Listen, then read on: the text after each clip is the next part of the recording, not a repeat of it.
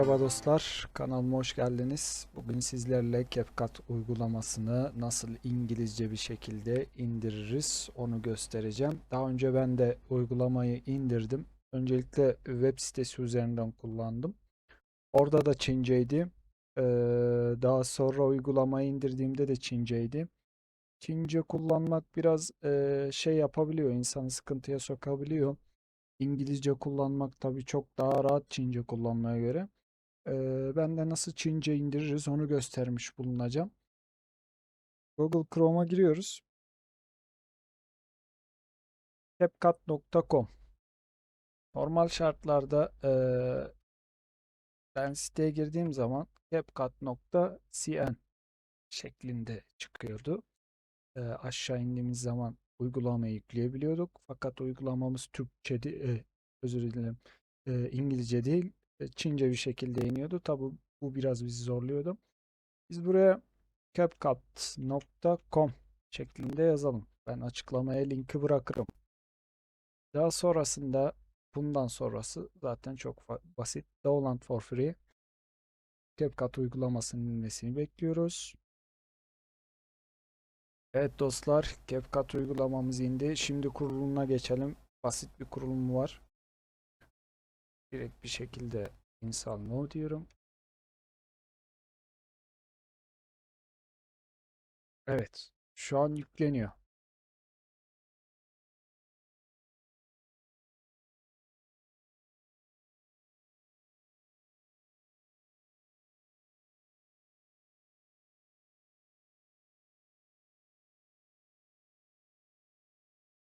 Buralar biraz uzun sürebilir. %99'da kalabilir falan. Biraz sabırlı olmamız lazım bilgisayarımızın durumuna göre. Diğer sayfaya geçtiğimizde ben burada olacağım yine. Evet dostlar, sizler de e, indirme yapmış olabilir. Bende de indirme yaptı. 300 megabaytlık bir indirmesi vardı. Onları indirdi. Şu an CapCut uygulamamız hazır. Start now diyorum.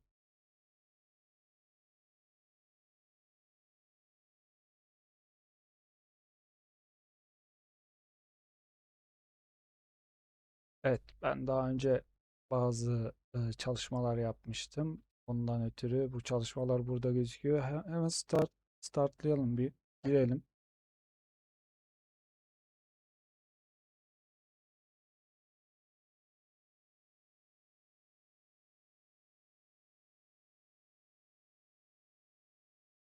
Evet, CapCut uygulamamıza girdik. Uygulamamız şu an İngilizce, Çince değil. Çok daha rahat bir şekilde kullanabiliyoruz. Uygulamamız güzel. Ben beğendim. Basit editler için kullanabileceğimiz bir uygulama.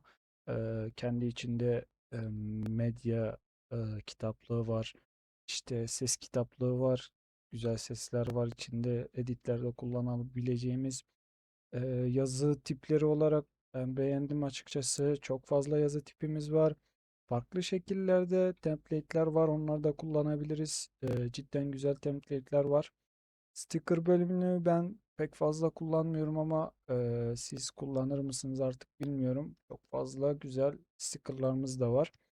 Efekt bölümünde fazlasıyla güzel efektlerimiz de bulunuyor.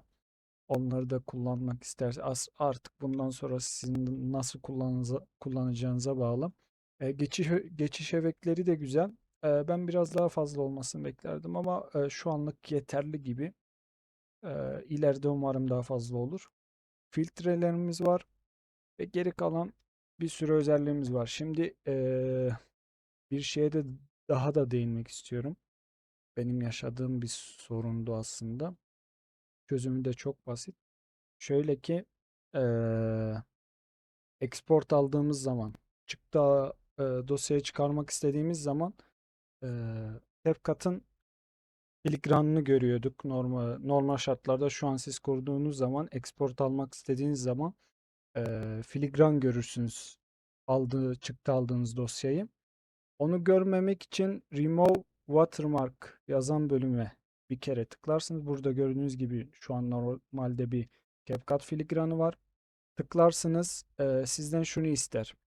CapCut.com'a atar sizi ve bir giriş yapmanızı ister. Bir üyelik yapmanızı ister.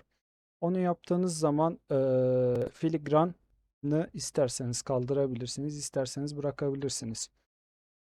Onun dışında video ayarlarını, çıktı ayarlarını da buradan ayarlıyorsunuz. Diyeceklerim bu kadar sanırım.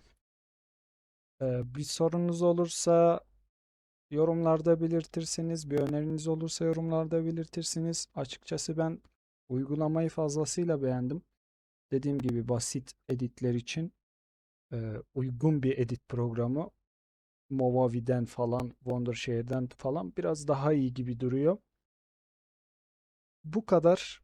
İzlediğiniz için teşekkür ediyorum. Hoşça kalın, sağlıcakla kalın.